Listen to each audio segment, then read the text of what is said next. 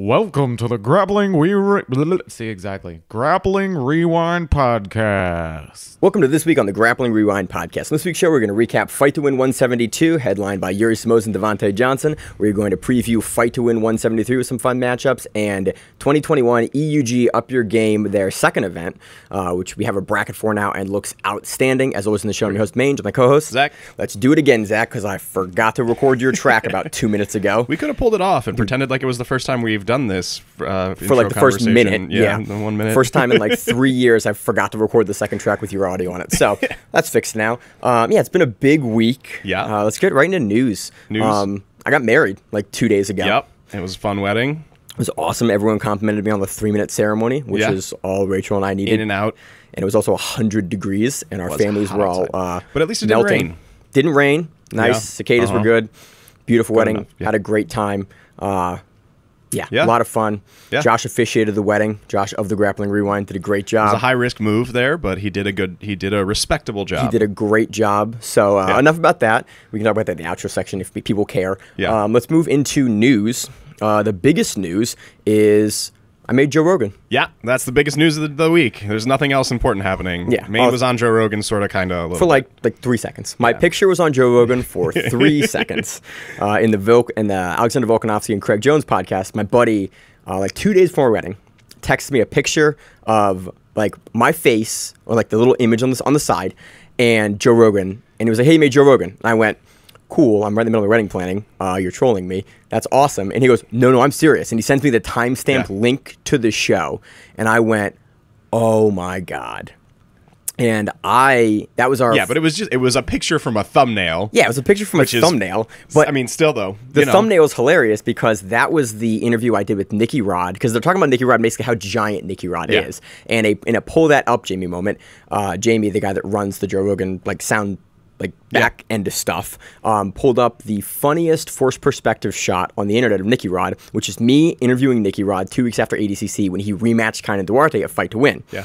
And Nicky Rod is standing probably like 8 inches at foot closer to the camera, and I'm kind of like behind him, so I look like I come up to like his pec. And Nicky Rod's a big guy, and I'm not that tall either, but it looks hilarious. And so he pulled that up, and you can see the little Grappling Rewind logo in the corner there, and I was like, okay, cool. And I found the clip, and I clipped it, and I put it everywhere because it was the coolest thing ever. Yeah. And that was great for like 35 minutes, and I went, cool, I have to get back to planning my wedding because I'm getting married in 36 hours. Can't ride that high for too long. No, it was awesome. It was super cool. I was like, that's cool, amazing. I have things that are important to do. But yeah, we can stop the show now. You're never gonna get any higher than that. Yeah, that's about on my face on peak. Joe Rogan for 3 seconds. Still still pretty fucking cool. Like still a cool way to cap off a cool week for me. Yeah. Got married, was on Joe Rogan, and like in the biggest quotes there ever. We got some fun events to talk about. We had most of the team at the wedding. Yeah. Overall, it was cool. A great week. In other big news, Jiu-Jitsu news. Andre Galvao has announced that he is going to do the Superfight ADCC 2022. Yep.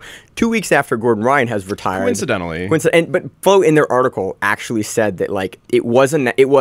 They got confirmation on May 1st, and like it was like basically like, look, then you're going to announce something like that. You want to have all your ducks in a row to do a big press release on that. Yeah. And so they did it on the Grappling Bulletin earlier today, and not suspect. It's not suspect, but I'll give him credit where it's due. I'm not actually suspicious. It felt a little bit weird when I first saw it, but I was like, that's weirdly. The timing on that's a little weird. Yeah. But. Plus, I mean, Gordon said that he's retiring.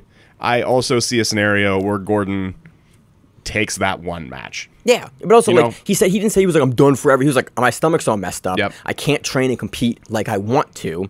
So he's already at the top. Like, I have no interest in continuing to compete diminished. I want to get my shit together. And it seemed like a retirement. It didn't seem like retirement. It seemed like he almost did a hiatus. He will almost definitely retire a third time at some point.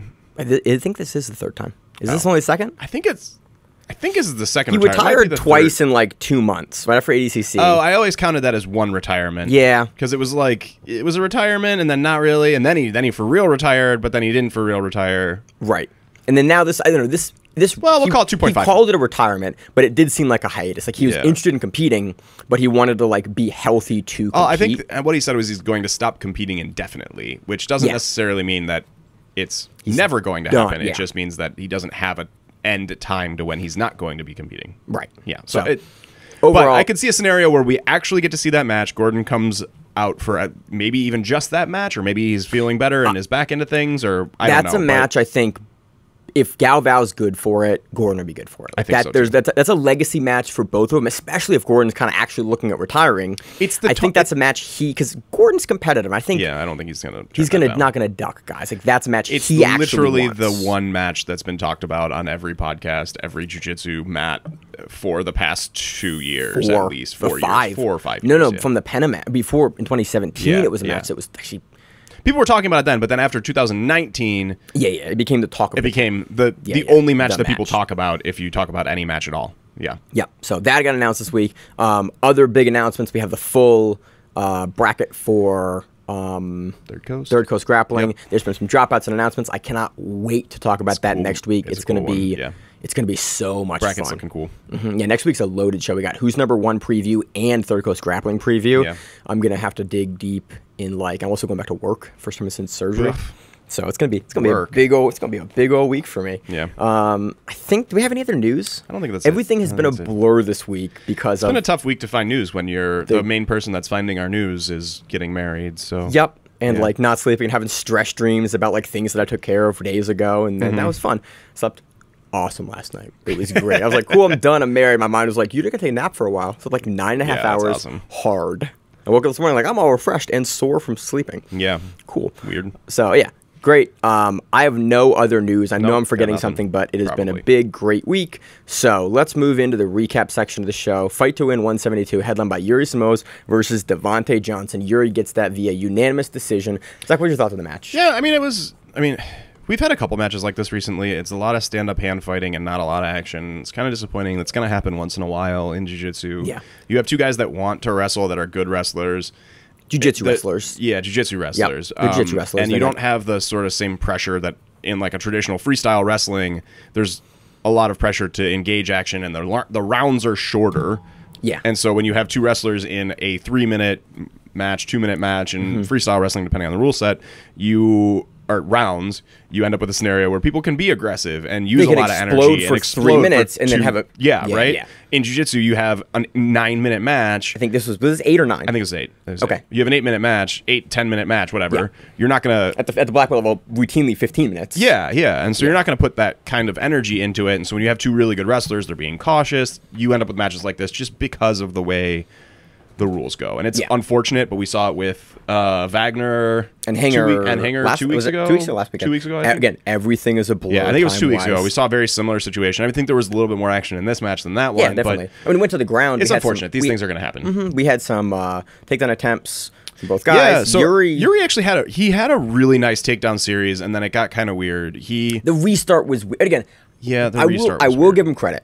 Fight to Win consistently has the best restarts in the sport. But there's still restarts. And so I'm trying to always figure out a way to talk about this issue because it's also weird. One of the things with Fight to Win is just that they have the stage, which I understand why the stage is there. It actually makes things feel. Yeah, it makes things feel nicer. And they talk about it from a view. Fight to Win is huge on the streaming is important. Yep. But Fight to Win and Seth talk. Those are all concert promoters. That's what Seth's background is. And he goes, "Look, it's about the event there for the people there, and the stage is a better." The thing that I would really like to see. I mean, I'm not organizing these things, and I know these things it's stressful to put this shit together. What I would like to see is something that they do in a lot of wrestling events where they do have this same level of production for high-tier wrestling events. They have a stage and a sort of a giant ring on the edge of the mat. Yeah. And so it's a giant ring. It's a warning space of what Who's Number One has. Yeah. Where it's they have that 30 by 30 mat space and it's just so big, and they have that big white border and then the black border outside of the white border. And I think there's the space issue. Yeah, and so that's what I'm saying. I know that there's more to it than that, but it would be nice to see something where there was a warning strip so that the people competing could recognize that, okay, we're stopping here, and then 2 feet after that, so that some of these restarts on the edge of the mat where people are falling off are happening, and that's what I think really happened here. So Yuri gets this really nice pummel. Yep. In very classic Yuri Simoes style, pummels in and then shucks Devhonte by. But he doesn't have the grip on the hands. When I watched this, he had finished the shuck, but he hadn't got he hadn't secured the body lock until it was that weird kind of half. We're gonna stop. We're not gonna stop. Even even before that, I noticed that there were sort of issues with the edge of the stage being there. So he sort of shucks him by, but Devhonte is able to like keep his armpit, keep Yuri's head inside his armpit. Yeah. And then Yuri starts pushing forward, which is what he should do. Yes, and in that exact scenario, Devhonte should be turning back in, and but in this case, it would have been turning his back to the edge of the stage, so he couldn't do that. Yes, and by not being being able able to to fall do that, off the stage to your back, it's just unsafe. It's super unsafe. You should never put your safety in the hands of your opponent. So you have to make this weird decision where it's like, I need to defend this. I have to be doing this, but to defend myself, because we live in reality, I have to do this. And he made the correct decision. I agree. Correct decision. Which is like, cool. Don't go back end over ass into the crowd because you're gonna get hurt. Bad. Yeah. Bad. And so he allows. And by doing that, by staying forward and not turning the way that he would normally, I believe that he would do this normally. We've seen him do it. Yeah. We've seen him do it and sprawl and then under and dig super heavy on the turn. Get an underhook back on one the of the things side, that he's really good at is making that really aggressive turn, stepping the front foot in, and then digging under with the cross side hand to lift you with the underhook. It's like a standard move, but I've seen Devhonte do it like tons of times. A lot. He's a good wrestler. Yeah. And so he essentially gives the position up by not being able to turn back in. Yeah. Yuri's able to sneak his head around the back, and I'm not sure if he really closed up his hands at that point, but at that point it's like you're in restart territory. Yeah, you're in restart territory, and Yuri closes up his hands. It's questionable whether he got it in time or not. It's also like enough has not happened in the match so far where the refs are going to go, yeah, you were there, we're going to start here, as opposed to like in an open restart, which I honestly agree with. Like if a match is not, I don't know if I would have gone there. I probably would have gone. So the way that they set it up, I think the way that they set it up, Yuri had a little bit more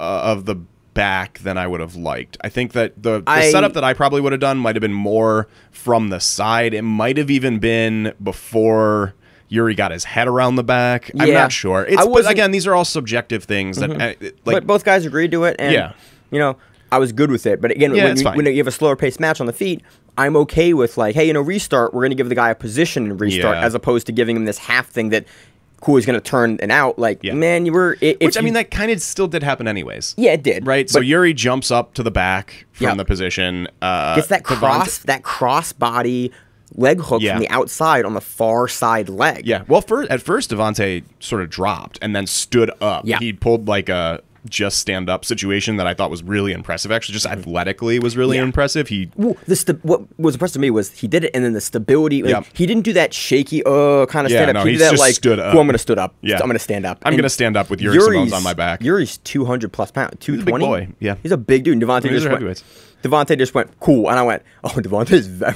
always forget. He's a fucking athlete, man. Weirdly strong, and a lot of guys that we've interviewed and I've talked to privately about fighting him, like he's just like weirdly strong. Like, and that is one of the funniest things consistently that top level guys will say about other top level guys. Like, they're just weird. Like, he's just really strong for like no reason. Yeah. Some people say it about Cyborg all the time. Whenever I talk about fighting Cyborg, they're like, hey, he's really strong. Like, just for no reason. So then, he gets that, but then eventually Devhonte's able to sneak out after standing up. But I was surprised. Honestly, Yuri stays on the back for a while and starts locking up a choke, and I went, is he gonna get this arm under and like start threatening a choke from standing? Yeah, it could easily have gone that way. I think it could have. I wasn't as much on. I didn't think that it was happening as much as it seems like you did, but I was just surprised how far Yuri did, and like how not how long Devhonte let him stay on the back, but how like honestly how calm Devhonte was in that position to let Yuri kind of crawl up a little bit, so Devhonte could get his hips where he wanted to turn out and do what he did. It was just most people I see in that position with a guy like Yuri will panic. Yeah. And Devhonte was composed the entire time, and I went, oh, that's a high level dude that gets it. And it's a contrast to a lot of the matches we covered where people kind of like in that position will panic and like try to get out, and Devhonte was just like, cool, I'm here. Yeah. All right. And Yuri got a chance to climb back up. Cool, I'm here and I'm strong as fucking shit. And I'm a really good competitive level black belt. Like, I got this. Yeah, and then Devhonte does get out. He escapes nicely from the position situation. He was calm throughout. And then we get a bunch of more hand fighting. And then the last 30 seconds, Devhonte pulled guard. And then Yuri passed. Which really, I think those two sequences for me were the ones that like, okay, you got on his back standing, and then I honestly don't even think the passing made much of a difference. I was still impressed with the passing because we haven't seen Yuri pass in a bit. I mean, it's been a while since we've seen like his passing on display. He's had a tough go. He's been on. I wouldn't call it a losing streak necessarily, but he's had a couple losses in a row. 3, 4, 5-ish. He's had a couple in relatively definitive losses. Yeah, where it's like the Nicky Rod match at Who's Number One. He definitely lost that. Pretty match. definitive. The Wagner match, he's had a couple that were like, oh yeah, that you didn't win that match, and so to have it's good to see him get a win. Yeah, have him come out in against someone as good as Devhonte too. A modern guy. and come out in the pass. So that's what impressed me because I haven't seen Yuri's passing on display in a while. Yeah, and to see him on top and then. Didn't have much time in the match, and to get it past that quickly from like that body. Well, I also think Devhonte was kind of. I think he realized that he was down on that match, pulled guard, and was making some aggressive attempts at setting something up. I think he was bouncing back and forth between a couple things. And when you're aggressively attacking someone that's very, very good, the odds are you're either going to miraculously hit something or you're going to get passed. Yeah. And I think that's what happened. But I'm not sure if Devhonte pulled guard 3 minutes in, we would have seen a pass as nice and clean. No. I think it was like this is 30 seconds left. I got to do something. I got to work because he was on my back. I know him down. But again, that's one of the things I do appreciate about Devhonte is that he will have a slower paced match, but towards the end of the match when he knows it's time to go, he will still make hard decisions and put himself in positions to get past to work. And it was the smart thing to do. It didn't work out for him in this particular match, but it was the smart thing to do. Yeah. So overall, not a whole lot more to talk about that match. I mean, Yuri takes a pretty clean decision here, win. And I agree with it. I'm curious to see who both these guys will face next because again, it's a little more action that we've seen from Yuri in a while. So I'm happy about it. It's nice to see him get a win because he's an extremely good athlete, an extremely good player. Yeah, I hope he doesn't do more MMA. I'd love to see him. I'd love to see him stay back on the in circuit. Jiu-Jitsu. Yeah, me too. On the next match, we got Oliver Taza taking on Jaime Canuto. Thanks for our computer going to sleep. And he wins that via decision. Yep. Taza put up some offense here and there from the bottom. Yeah, I don't know if I... So you and we talked about this in the pre-show. I think... So, okay, just describing the match. Taza's doing this thing, and he does this...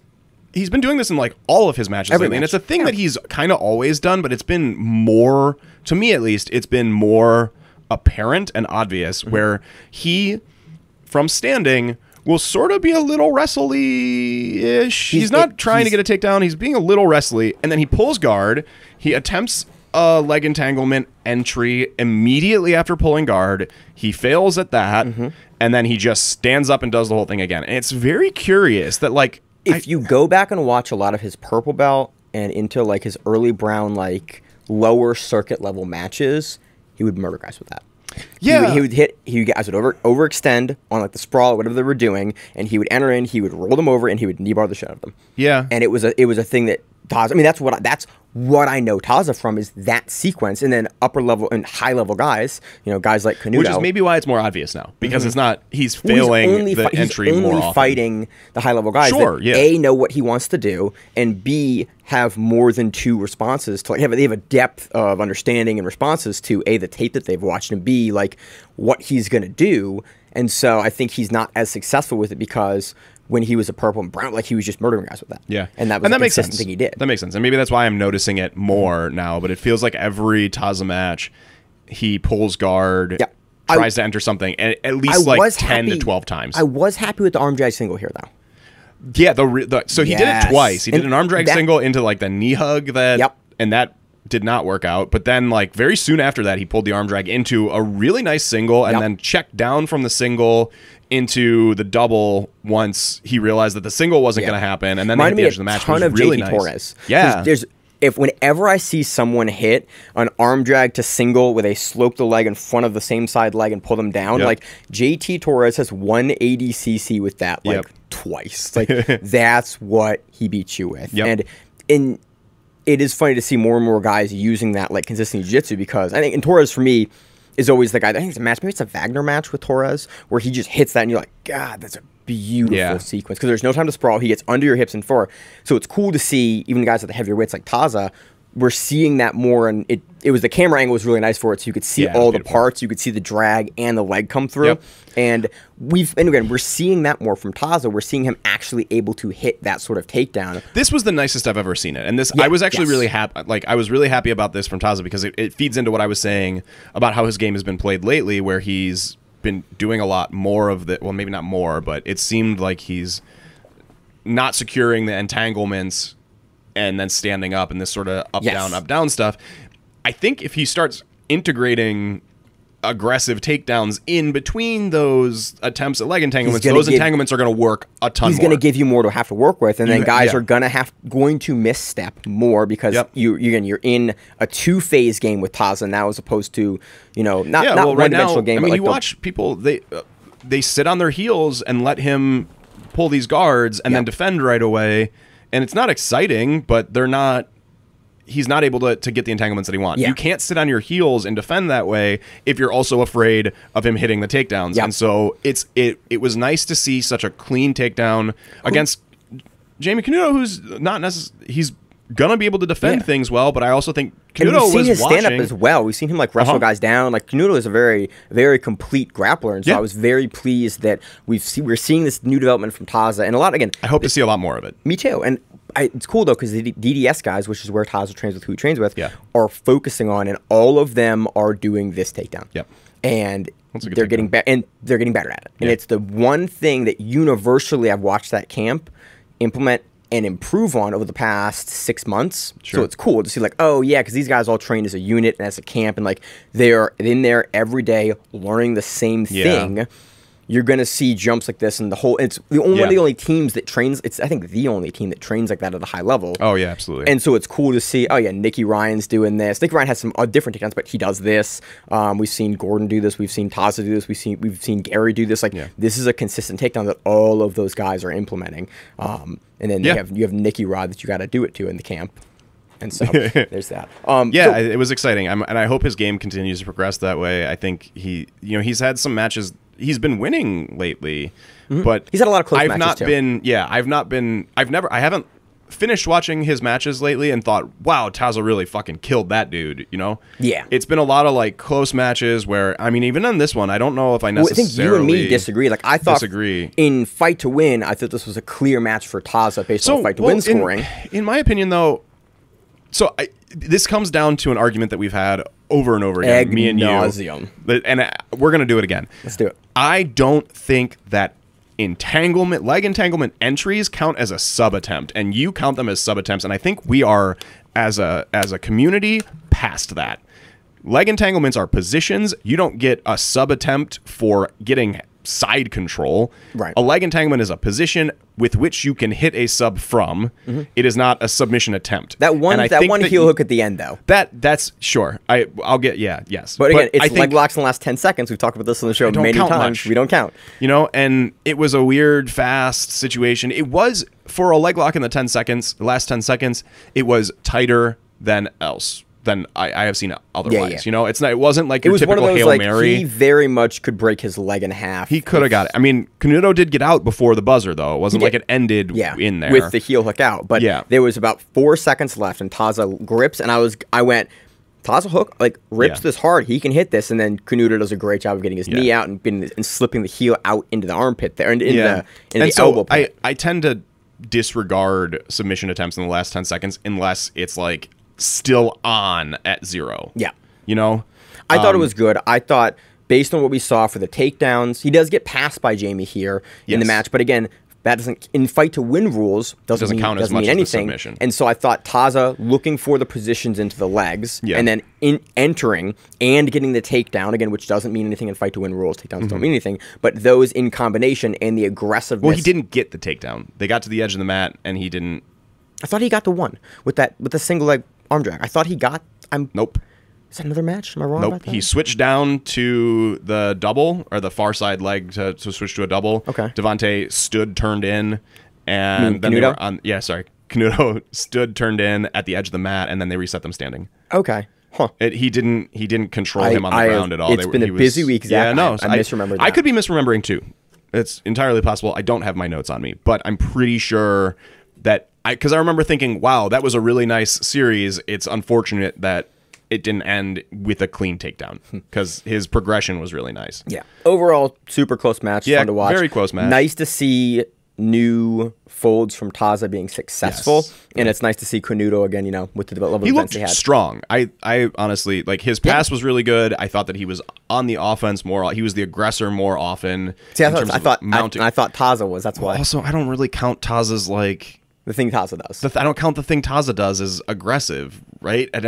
Because he's in and out and in and out and in and out, and I don't know. This is a fun match if you want to argue with your buddies again about like scoring and rules again. But these matches are really important to understanding that, and they give us something to talk about. And also having these discussions makes you craft your argument for why you think and how you think the rules operate better. So we have it ad nauseum because there is merit to having the discussion. Yeah, absolutely. Even though everyone has probably heard it many times at this point. But I got nothing else on that match. Do you have anything else? No, that was it. It was an interesting match. Yep. Next match we have Ronaldo Maidana defeating Felipe Trovo via decision. That was fight of the night for the black belts. Yep. This fight had probably one of the most unique and interesting exchanges that I have seen in jiu-jitsu in the past 2-3 years. It wasn't that was that high for you? So I don't mean as in like, wow, this was a technical display. It was, this is fucking weird. How does anyone even get into these positions and deal with these positions? And then like the way that people were responding, it was very like, I appreciate this kind of exchange because it shows that these high-level guys, despite having all of these systems, are still very much using heuristics to manage how their game is being played because these are not... Yeah. There's no way you don't train to do this thing. This is I'm here, I can put my leg... So, but do you want to describe the sequence and then we'll talk about it? Or do you want me to butcher my way through it? I forgot my notes today, but I'll try to remember piece by piece, but forgive me if I forget or miss Zach something. Is very much, of all the guys on the team, Zach is very much the most notes heavy guy. And if Zach forgets his notes, he's like, I forgot notes. Yeah. And I'm like, we'll do the show anyway. That's what I do. You are a scientist. Right, so, okay. Like a real scientist, not like me. So there was an exchange, and I don't remember exactly how they get to starting to stand, but Maidana stands up from the ground after some exchange, and during the standing piece, Trovo is able to sort of lock in the Kimura from the front. Yep. And so it's that weird Kimura basically when you're supposed standing, when you rip the guy down with the Kimura from standing. Yeah. It's like an arm drag Kimura is kind of what it starts out like, but he's not in a position behind him. So he's not in position because Trova's, I'm going to cut you off here because I'm excited about this. Trova's leg is still in the middle of Maidana's body and not to the side where you can force them over. So Maidana essentially steps into him and Trova goes, well, I don't want to lose this position. So he jumps guard first. With the Kimura, which is okay, now we're in a standard position again. Yep. You can still, we've seen guys get finished standing when somebody has a Kimura. Like, if you've ever been in that position, it's scary to defend because I don't really want to slam you because I slam you.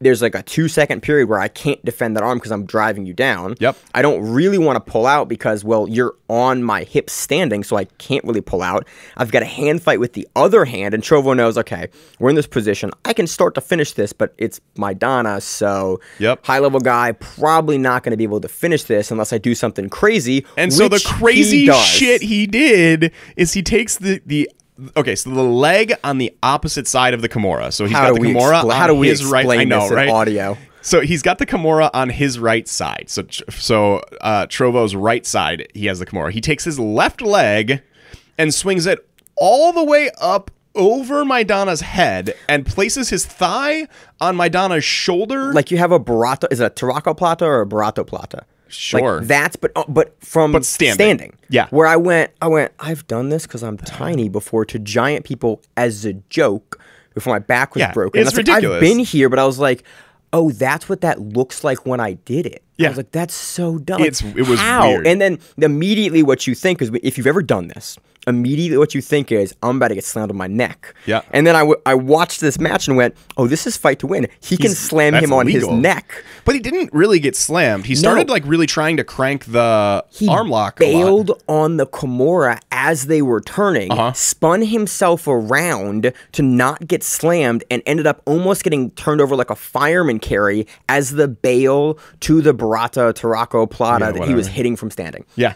And it was just so in that wild. exchange, what was super impressive about this was like it was a weird position, a weird bail on the position, and then a weird way that they hit the mat, and then in the process though, Maidana hits basically so like Trovo was still hanging on to the arm a bit, like he was still he hadn't let it go. He was like, I still have this grip, and I'm still far enough behind the shoulder. He let his hip position go a little Yes. bit, and so he hits the ground without the hip position, and Maidana essentially hits the armbar that you hit when someone overcommits to the key lock Yes. when they're in side control. Yes. And so Maidana's able to like sneak his knee in and get his leg over the And I went, head. oh, this is fucking deep. Right, and it was a deep fucking armbar. then- He hit it, and then he reset, and then he hit it again. And then Trovo comes up to the guard. Yep. And then Maidana spins under for the belly down armbar, and I went, oh, It that's was deep. And then deep. Trovo goes, nah, steps around, and then it's inside. I was like,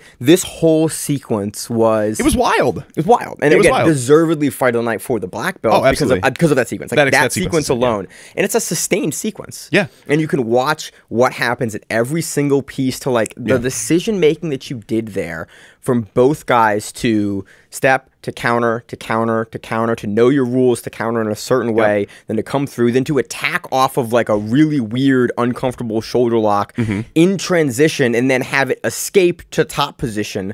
And then another attack. Yeah. And then escape to top position. Like it was a lot of jiu-jitsu done in a way that you wouldn't ever practice. Yeah. Like these are things that you These are things you see in not in aggregate. These are things you see individually on occasion, done in a way that you never see them put together. And this is and we see this from a lot of jiu-jitsu players too, but and I know the jiu-jitsu community is obsessed with the idea of systems right now because some people like the word. But I think actually in most cases what the high-level guys are training is based on heuristics, which is a long discussion about the difference between systems and heuristics, and that we're not going to have right now. You should message Zach at ZachBJJ on Instagram if you want to have this discussion. Yeah, I love this discussion. It's one of my favorite discussions. But I know that's why I'm not actually not joking there. If you want to talk about this heuristics, like talk to Zach. He is your guy. Yeah, I'm really happy to talk about that. But this sort of event, and we see this a lot with people that play unique jiu-jitsu. It's the reason that we train heuristically instead of training in systems. Because if all you've ever trained is systems, what the fuck do you do when someone crab rides you from standing as they're trying to Kimura? Like, what do you do in that situation? Because you haven't trained it, and you're not going to be able to implement because it's not part of the system that you do. And so, like, you train heuristically, you're going to have an answer. Generally to know that. how body weight works, where people are supposed to be, and what dimensions you need to work on to deal with the situation. And both of these guys clearly have over time, whether they train with systems in mind or train heuristically, it doesn't matter, but they've got enough experience to be able to respond appropriately in these situations. And it was an incredible display of unique jiu-jitsu, and I really enjoyed it. Yeah, it's like matches and sequences like this are like what I love about doing the show. Yeah, because like, oh cool, I get to talk about that. That's awesome. That's such a cool sequence from two high-level guys. Yeah, it's not like a booba match where it's like, oh, they were doing weird stuff. It's like, oh, these two high-level guys with a plan and a thought process and like pros and cons for what they decided to do. Maybe not even a plan or a thought process, but just a general idea of how bodies work. And you know, I doubt Trovo was like, I plan to jump this Kimura and then raise my leg up over his head, but he probably just felt that he was falling off on a weird angle and realized that to get my hips up. Yeah, if he could bring his leg up to get his hips up and then also still torque the arm. Yeah. It was such a cool sequence. It was a cool sequence. Fight of the night for the black belts, no and submission, well-deserved, but Maidana gets it via decision. There were some very fun sequences of the match, and that was definitely my moment of the weekend of like watching it. Like, that was wild. Yeah, it was wild. Let's read them. Let's go through the results at the end of the show. Yeah, that sounds good. Do and previews first. Let's do previews. So on to our preview of let's do EUG first. Sure. EUG takes place on June 12th, and I clicked the event, and I don't have the bracket up, so I got to pull the bracket up. So I'm going to stall for time right now. Hey, I got the bracket up now. So as of yesterday, we now have a bracket. I'm so happy that these guys. So previously they did it at weigh-ins, and that was frustrating for me because I couldn't cover it, and we had to just like guess during the show of like who possibly is going to face who. They're doing it ahead of time. We can now cover it and be excited about it for a week before the event. And first round matchup, we got Jonathan Alves versus Michael Lira Jr. Yeah, that's it's an interesting matchup. I think Alves takes it in this rule set.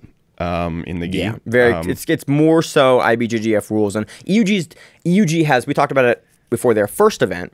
They have a really interesting rule set. I like a lot of what they do in the rule set. It is an IBJJF style tournament rule set, which IBJJF does work well for tournaments. Yeah, it does. But they've made a couple of changes to facilitate action, like last person to score an even match wins. Yeah, shorter rounds. Yep. I believe Some sixes. shorter. Off the top of my head, I forget. I can't remember. I think they're shorter rounds though. Yeah. The last event was great. It was really good. It ran in a very exciting way. The matchups were good.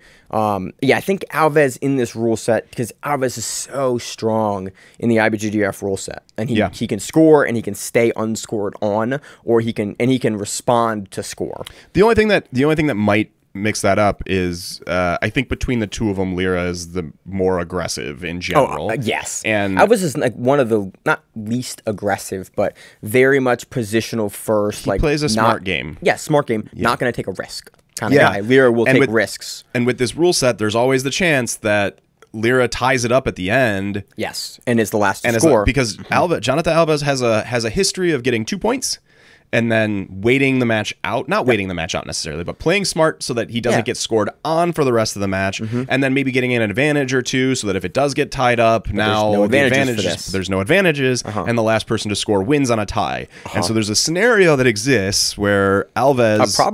A probable scenario where Alves scores his 2 points, starts waiting out the rest of the match, playing it safe. Lira will take the risk, scores with a minute left, and Alves can't bring it back, can't get it back, and then he wins the match because of the way that things are scored. And I actually really like that's the rule set, because it means that you have to be the last guy to score, which in effect makes you always have to be looking to score, right? Because even if you're up 2, you need 2 more to be safe. Yes, because you lose even if you're even, now you can't get scored on, and the other guy has to score. And it's this weird, onus where in a regular jiu-jitsu, I was thinking about this for a long time. Yeah. In a regular IBJJF match, a 2-2 match means nothing until the match ends. Yeah. We're even, right? In this match, somebody's losing. Yeah. And who's losing, so the guy knows that he is losing. It's not even. He's losing on the scorecards, and so it forces him to know that he's losing, as opposed to, we're tied up. I don't know. And also, he scored last. I'm losing. And also I really like that the advantages. No, it's no advantages, right? Is that correct? Yeah, I'm gonna botch this. I don't believe it's advantages. I think maybe it's UAE style where the advantage equals a point. I don't remember offhand. I've had a busy week with getting married. Yeah. I hate doing this because I love to look up rules ahead of time so I know, and I was like an idiot on the show. It's one of those weeks, guys. It only really, it matters for a couple matches here probably, because the rules are important. These guys are high level. Yeah, in the end it will matter, I think, in a lot of these matches, but in terms of our discussion about who's going to win based on their styles, I think it only matters for a couple. So then on the bottom half of the left side of the bracket, we have Jonatas Gracie and Matheus Luna. It's another good match. I think I probably go Jonatas Gracie on this for very similar reasons to why I picked Jonathan Alves. That's sort of my thought process too here. It's just that's kind of where I want to lean.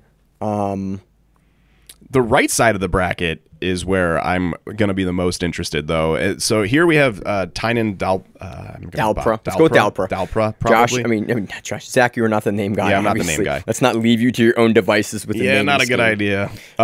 Versus Rafael dos Anjos. And this is interesting. Pissed because Josh of the Grappling Ride knows way more about Dos Anjos' game than I do. Yeah. He's the Cabrinha Rafael dos Anjos, not the UFC Rafael dos Anjos. Yes. But from the picture, it is a little bit hard to tell because they look a little bit similar.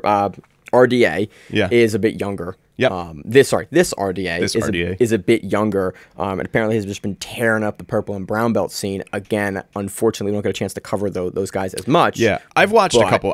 I've watched both of these guys quite a bit, and I think that both of these guys will be names that are very well recognized, people that we cover often within the next year. I'm big on Tynan. I think we've talked about this privately and on the show. I think a lot that you just I mean, subbing his way through Worlds. This is your point to me earlier in the show. Is like subbed his way through brown belt Worlds, and open and absolute. I mean, open and weight. And he plays he's an AOJ guy. He plays an AOJ game, but also is very aggressive with submission attempts and very aggressive with gaining points. And so I think a lot of the AOJ people, AOJ competitors tend to be a little bit more cautious and play the rules for IBJJF style rule sets very well. And I think they're very smart about it. And I don't think that he's less smart about it. I think he still plays very, very intelligently, but he also does it in a way where he's more aggressive, especially at the beginning of matches. Reminds me more of Hoffa. Yes, reminds me a lot more of Hoffa. I can murder you. I'm going to do it. Yeah, you're like, I'm going to prove a point on this match to show you that I can. Yes, and that is just a less of the modern AOJ style at the black belt level. And I'm excited to see him entering the black belt circuit in a good event with really good competitors. I wouldn't be surprised if we see him in the finals because the right side of the bracket is much younger people. Much younger competitors than the left side of the bracket is. Yeah. And so I think that's really funny. I just realized that. Oh, it's brilliant. It's like the beautiful. Established dudes are on the right. It's like old versus young, and then you have brilliant. It's fucking brilliant. It's a great setup for the bracket because you have the right side of the bracket being young guys that we haven't seen a lot that are extremely talented, and the left side of the bracket being guys that we've seen a lot of that are well experienced. And also and most people are super young. They're both. I mean, they're both young. It's a young man's game. Right now it is. And then you're Cyborg. Yeah, and Cyborg. But like, I mean, the left side of the bracket are guys that we've been talking about for a year or two. Yeah, the right side of the bracket are guys that we haven't talked about yet on the show. On the show, privately, we like somebody in the chat will send us like, watch this match. Like, oh, look at that, brown. But and so it's going to be an exciting final no matter what. And I would not be surprised to see Tynan in the final. I think he's probably my pick for the right side of the bracket here. Yo, Michael Galvao was on that side too. I know, but I take Tynan over Michael Galvao. No shit, really? Yeah, I think so. I think we're definitely gonna. So next matchup we have Damian. Can you say his name? No, you can't say his name. No. I know you can't say his name. Nitkin's not that Damian bad. Nitkin. I don't know much about. Don't know much about him. And again, I'm gonna watch him and go, oh, that guy. Yeah. And not a guy we've covered on the show. I know that. Yeah. Probably a guy we've seen in a major. I'm not familiar with him or his game, so it's hard to say. But I mean, that makes sense for this side of the bracket. It's younger guys. And then Michael Galvao. Yeah, I'm gonna go with Michael Galvao. Just how he looks. He's brown still. Yeah. I think he's only brown. I think he's the only brown in the tournament. Hard to say because I don't remember if RDA is brown. I don't know if Nitkin's brown. Yeah. But dude, go watch his run at Nogi Pants. Yeah. Go watch his match with Tackett last week or 2 weeks ago. That's what I was gonna say. His match with number Tackett, one. the younger Tackett, Andrew Tackett. Yeah, Andrew. Just Tackett. like holy very dominant. Shit. Very dominant. And like his run in the first EUG, like dude is it's good. Next level. He's training at Fight Sports now. Yep. We've talked about all of the guys at Cyborg, Wagner, Grindotti, and Darty, like maybe Monster, like what's his name? I can't remember. There's an MMA Burns. Yeah, Gilbert Dorino, former 170-pound title challenger from like 6 months ago. Like, yeah, that's your camp. That's a fucking camp. It's a camp. And he's getting better, and he's still getting better. And I'm like, oh, he's a crazy submission artist. Yeah, so I think aggressive as shit. I'm curious to see when he goes against, he's IBJJF experience too. Yeah. When he goes against like the high level black belt IBJJF guys, it's exciting. How his aggressiveness will contrast to that, because a lot of the guys, like he reminds me much more of Cisneros in his sort of aggressive style at black belt. I'm curious to see how he will fare in like a tournament style bracket with black belts. Yeah, it's gonna be exciting. I think no matter what we have, we're gonna see an exciting final. I worry a little bit about the situation where we have Jonathan Alves and Tynan in the final because they're the same team, and we'll see. We'll see. I mean, they won't close it out by any means, but we'll see a fight. We'll see a fight, but it'll either be a really, really interesting fight or a really, really boring fight. We're both guys. I know your game. You know my game. We're the primary training partners for each other a lot of the time. Yeah. So we're not going to open up. Yeah, it could, or it could be extremely interesting, because sometimes when you see teammates actually compete against each other, when $10,000 is on the line, you see a scenario where it's like, oh, cool. Here's the metagame of the metagame of the response to the response. You're watching like, okay, he saw he was going to do that, so he countered with that. He knew he stopped that and turned this, and you're like, what? I'm watching a 4D chess match, and so these guys know what's going on, and I can barely keep up watching. Yeah. So hopefully, if those are the two that end up in the finals, hopefully it's that scenario. So who do you think is in the finals here? I honestly, because I'm gonna pick a spoiler here. I'm gonna pick Galvao on the right side of the bracket. I'm picking Tynan on the right side of the bracket, but I could see it going either way. I think it's Tynan and Galvao in the semifinals, and then Tynan wins that match. I think he's Yeah, I think so. So But you think it? So okay. So I'm thinking it's hard to say because we don't see these guys too much, and like they both have very aggressive submission-oriented styles. They play very similarly. I'm going with Tynan because I think Tynan's been around just a slight bit longer and has been competing at top levels in America. Galvao has been murdering Brazil since he was a child. Yeah, absolutely. That's why he's still brown, because he's like he's still too young to be black belt. I think he's 16 or 17. 17. Is he 17? I think he's 17 or that makes sense. Yeah, I think. Well, no, you get black belt at 19, so he's 17 or 18. He's brown. I don't know. 17? It's IBJJF. Like it's all the young prospect like prodigy guys are like. It's so hard to like. Do they get the belt at the time or do they not? Or not? Yeah. Very high level brown belt that's been beating black belts since he was a blue belt. Yeah. Like, what the event was it? They got him some black belt or some like Kazakh black belt, and he was a blue belt because that's the only guy that would fight him, and he just murdered him. It was like, this kid's next level. But I just recognize Tynan a little bit more. Maybe it's just because he's been in America longer. Yeah. Doing this shit, but that was my reasoning, which isn't very good. I'm excited. Still, with this bracket, it's still a reason. Like it's not just like I think this guy's like this. Here's your reason for it. I could see Alves and as long as Alves performs like we know Jonathan Alves can and doesn't get too into the only points. I think that's him with Michael Lara Jr. is a tough matchup with his style. I think Jonathan Gracie beats Mateus Luna. I think so too. And then I think we have Gracie versus I don't know. I think we have Gracie versus Alves, and I think that Alves takes that. I think the other way around again because of the rule set. Do you think Gracie? Gracie is. So you think we're seeing Jonathan Gracie versus Tynan Dalpro then? I that's the match I want to see. Yeah, I see that too. That'll be good. But who do you think takes it? So I'm not going to make a pick. I think the left side of the bracket takes the final. So you think Tynan Dalpro or Michael Galvao takes the final? No, I think the left side of it. I think either Jonathan Alves or Jonathan Gracie end up in the final and then end up winning the match. But that's reasonable. Again, it's great. I love brackets where I'm just like it's kind of up in the air. It's a really tough. Any of these guys could dark horse. There isn't a dark horse here. I think except for Damien. I don't know Damien much. I also think not as familiar with RDA, but I've heard good things about him. Yeah, and I've seen seen from him. I don't think it would be super shocking if he made it to the final either. No, it'd be like he'd have a good night. Yeah. So great bracket, super fun, $10,000, happening June 12th. Anything else you got to add? Nope. It's an exciting bracket. Moving on to Fight to Win 173, happened on June 11th. This one's headlined by Kendall Rusing. Got me to get her name correctly eventually, versus Talita Nogueira. I kind of think Kendall takes that. If it's no gi, if it's gi, I kind of want to lean Nogueira. Same bracket. Sure it's gi or no gi. Yeah, I don't know. It doesn't have it listed right now. Kendall's been real hit or miss lately. She's had some matches where she looks incredible, and then like the next week had a match where didn't look as great. Yeah. It's a little. But she has been competing against incredible players a lot lately and been competing a lot lately, and she's had a little bit of a break here, I think. And Nogueira the same way. I think this is very much for me an up in the air match where I can see pathways to victory. I don't really forecast a sub. I see a positional game for both of them. Wouldn't surprise me to see Kendall go for the leg. Wouldn't surprise me to see Nogueira counter for that and go for a leg either. This one for me is extremely hard to pick. I know they faced each other I think a couple of times. Let me pull it up here. Yeah, a lot of these. Well, a lot of the heavier women, the heavier weights are seeing each other a lot because at the highest levels, there's just not a ton of people. Yeah, and so we see rematches. Yeah. Do you see? Yeah, Nogueira. She has a win over Nogueira at 2020 Pans super heavyweight. That's gi Pans, and then let's see. I don't see another one. I don't see another one. Not recently, at least. Yeah, so she has been active in the past couple of years, though. Yeah. Damn. Oh yeah. Kendall has been fighting a lot. I'm super curious. I hope she does trials. She's going to. I hope.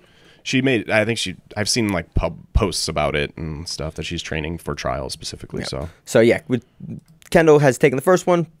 May take the second one, but it's close. But I foresee a close match. Yeah. Next one, we have Pedro Diaz versus Joao Miao. We got Joao Miao and Paula Miao on this card. Yeah, that's exciting. It's hard to pick against Miao. That's. I hate that is my analysis for Miao matches. Like it's hard to pick against Miao. It's like why?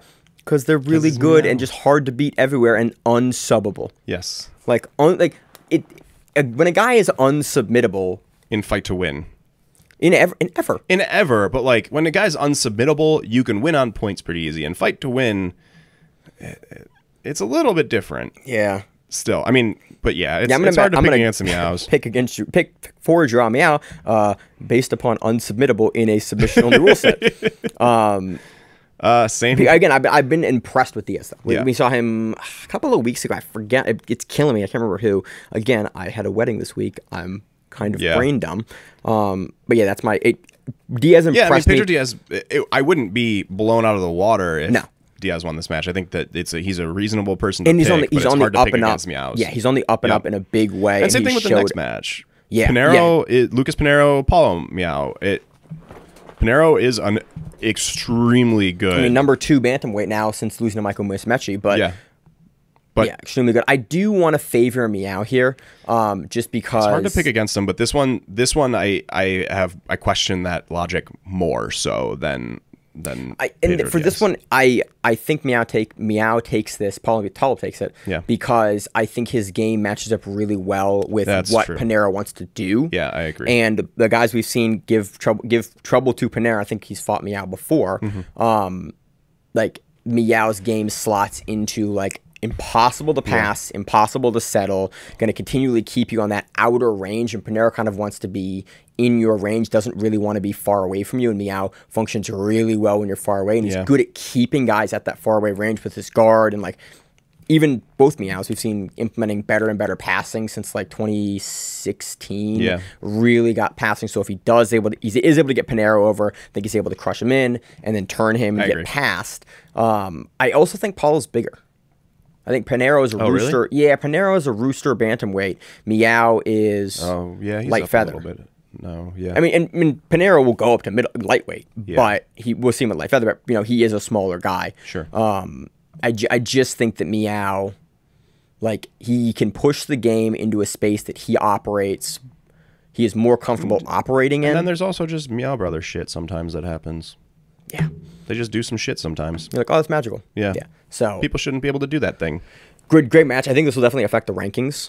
Regardless, I I think this will move Meow up because Meow hasn't been as active. But I think he's still really highly ranked. Yeah. Pinheiro, again, sits at that number 2 bantamweight spot right below Michael Musumeci. Yep. I don't know why I'm guessing this is no gi, but it could very well be a gi match. We just saw both Meows at no gi. I feel like a lot of fight to win has been no gi lately, and yeah. Well, a lot of the upper matches have been. Yeah.